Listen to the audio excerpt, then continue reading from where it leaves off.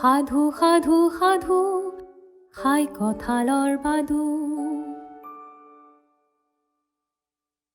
মৰমৰ মইনাহঁত, দেওবৰীয়া সাধুৰ অনুষ্ঠানলৈ তোমালোক সকলোকে পুনৰবাৰৰ বাবে আমি সেউজ অনুভূতিয়ে স্বাগতম জনাইছোঁ। যোৱা দেওবাৰৰ এটা বলি মানুহ সাধুটো শুনি তোমালোকৰ যি মতামত আমালৈ পঠাইছা, সেই মতামতখিনি পাই কিন্তু আমি সঁচাকৈ বৰ সুখী হৈছোঁ। বুঢ়িয়াৰ সাধুৰ এটা বৰ আমোদজনক সাধুলৈ আজি আকৌ আমি উপস্থিত হৈছোঁহি তোমালোকৰ আগত। সাধুটোৰ নাম হ'ল ঔ কুঁৱৰী। পুনৰবাৰৰ বাবে কওঁ, আজিৰ সাধুটো যদি তোমালোকৰ ভাল লাগে, সাধুটো মনত ৰাখিবা আৰু পৰিয়ালবৰ্গৰ আগত ক'বলৈ চেষ্টা কৰিবা।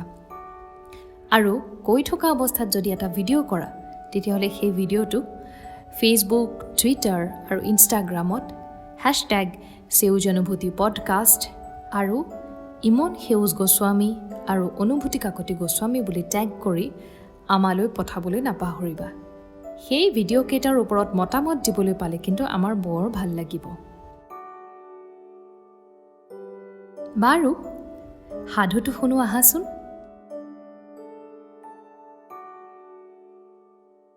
এজন ৰজাৰ দুগৰাকী ৰাণী আছিল। তেওঁলোক দুয়ো গৰ্ভৱতী হ'ল। এদিন দুয়ো ৰাণীৰ সন্তান উপজিল।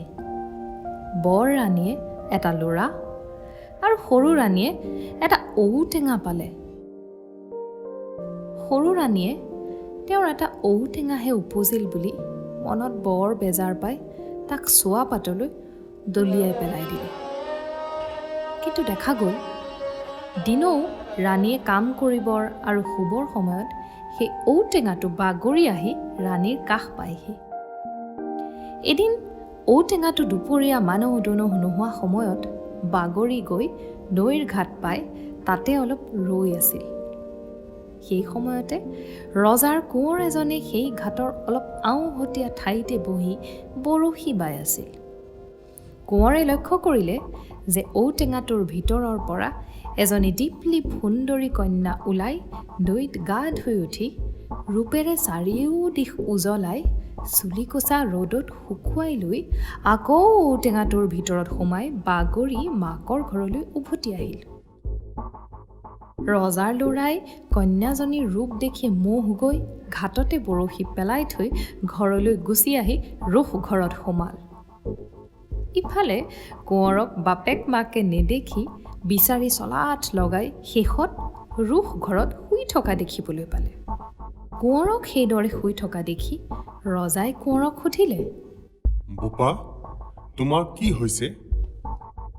কোঁৱৰে ক'লে, অমুকা ৰজাৰ ঘৰত এটা ঔটেঙা আছে আৰু সেই ঔটেঙাটোৰ সৈতে মোক বিয়া দিব লাগে। ৰজা ৰাণীয়ে প্ৰথমতে সেইটো হাঁহি উঠা অসম্ভৱ কথা বুলি কোঁৱৰক বুজাবলৈ ধৰিলে, কিন্তু কোঁৱৰে নুশুনে।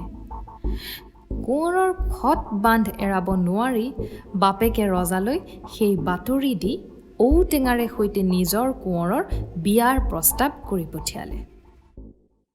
ঔটেঙাৰ মাক ৰাণীয়ে সেই কথা শুনি কান্দি কাটি ক'লে, মোকনো এইদৰে কিয় লাজ দিব লাগিছে?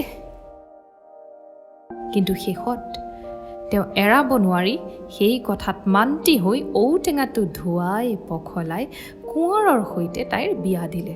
বৰ ধুমধামেৰে কোঁৱৰে ঔটেঙাক বিয়া কৰাই দোলাত তুলি আনি নিজৰ ঘৰ পোৱালেহি। ৰজাৰ কোঁৱৰে ঔটেঙাৰ সৈতে একেটা শোৱনি ঘৰতে থাকিল।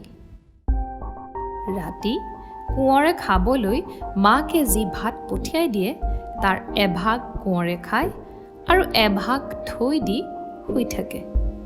কিন্তু কোঁৱৰৰ টোপনি আহিলেই ঔটেঙাটোৰ ভিতৰৰ পৰা কন্যাজনী ওলাই সেই ভাতগাল খাই আকৌ ঔটেঙাৰ ভিতৰত সোমাই থাকে। দিনৌ কোঁৱৰে টোপনিৰ পৰা উঠি সেই থৈ দিয়া ভাত নেদেখি আচৰিত মানে। কোঁৱৰে ইয়াৰ কাৰণ বুজিব নোৱাৰি সদায় মনত দুখ কৰি আমন জিমনকৈ বহি থাকে। এদিন এজনী মগনীয়া বুঢ়ী কোঁৱৰৰ ওচৰলৈ চাউল মাগিবলৈ আহিছিল। বুঢ়ীয়ে কোঁৱৰক আমন জিমনকৈ বহি থকা দেখি সুধিলে, বোপা, তুমি দেখোন মন মাৰি বহি আছা। তুমি বিয়া কৰালা, কিন্তু ক'তা? আমি দেখোন বোৱাৰীক দেখিবলৈকে পোৱা নাই। বুঢ়ীৰ কথা শুনি কোঁৱৰে আগৰ পৰা গুৰিলৈকে তাইক সকলোখিনি কথা ভাঙি ক'লে। কথাখিনি শুনি বুঢ়ীয়ে মাত লগালে, বোপা, ঔটেঙাটোৰ ভিতৰতে তোমাৰ কুঁৱৰী আছে। শুৱনি কথাৰ ভিতৰত একুৰা তুঁহ জুই ধৰি থবা, আৰু দৈ, গাখীৰ, আঠিয়া কল ফেনেকি মিহলাই ওচৰতে এটা বাতিত থৈ দিবা। তুমি তোমাৰ শোৱা পাতিত টোপনি অহাৰ ভাও জুৰি নাক ঘোৰ ঘূৰাই শুই থাকিবা।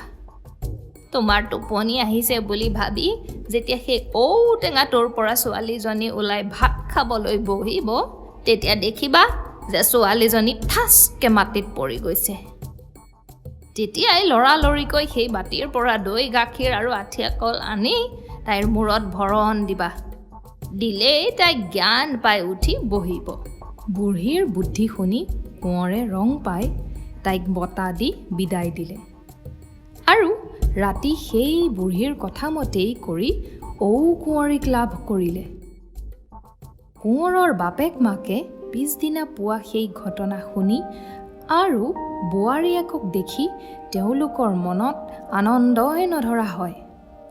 বিয়ৈ বিয়নী ৰজা ৰাণীলৈও সেই বাতৰি তেওঁলোকে কৈ পঠিয়ালত তেওঁলোকৰো মনত মহা ৰং মিলিল। আৰু আকৌ তেওঁলোকে মহাপয়োভৰেৰে জীয়েক কুঁৱৰীক কোঁৱৰলৈ বিয়া দিলে। আমাৰো কাপোৰ কানি ক'লা হ'ল আৰু আমিও ঘৰলৈ উভতি আহিলোঁ। শুভৰাত্ৰি মইনাহঁত।